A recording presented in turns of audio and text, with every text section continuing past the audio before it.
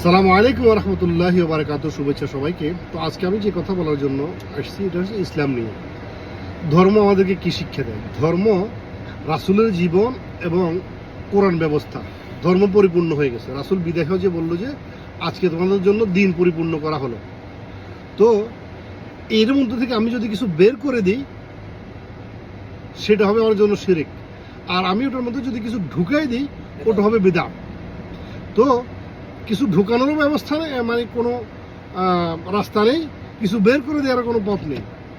তো সেখানে বাংলাদেশের কতক ইসলামিক দল আপনাকে মিছিলে, মিটিংয়ে, স্লোগানে, এই সেই দাঙ্গা হাঙ্গামায় রাখতেছে।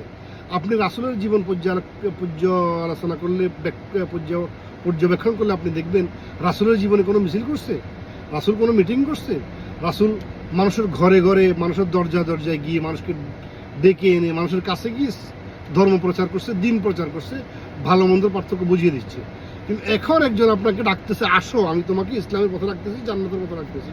এটা ইসলামের পথ নয়। গণতন্ত্রটা ইসলামের পূর্ণ বিরোধী। গণতন্ত্র ইসলামের একেবারে বাইরে।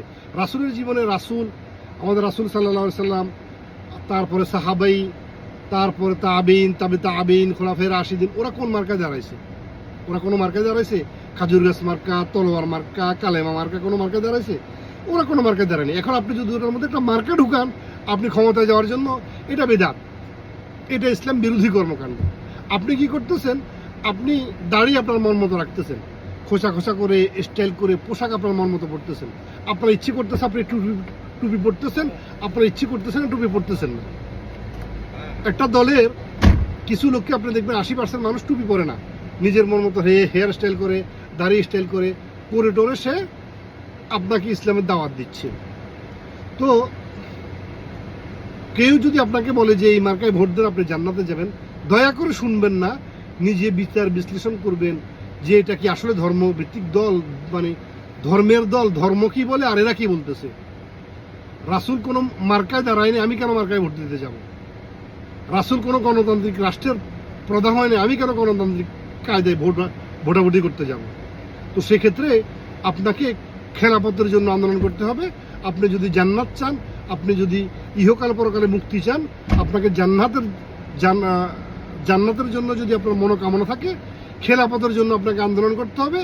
খলিফা একজন হবে যে আমাদের রাষ্ট্র চালাবে, খলিফার পরে খলিফা আসবে।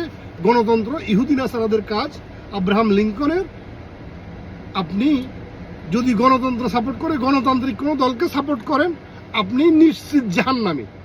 কারণ বেধর্মীদের কোনো মতবাদ আপনি নিজের গ্রহণ করে নেয়াই আপনি জাহান্নামী। তো আপনাকে সাবধান হতে হবে এবং আমার কথাগুলোকে বিচার বিশ্লেষণ করবেন। আল্লাহ হাফেজ, ভালো থাকবেন, সুন্দর এবং সুস্থ থাকবেন। আসসালামু আলাইকুম ওয়া রাহমাতুল্লাহি ওয়া বারাকাতুহু।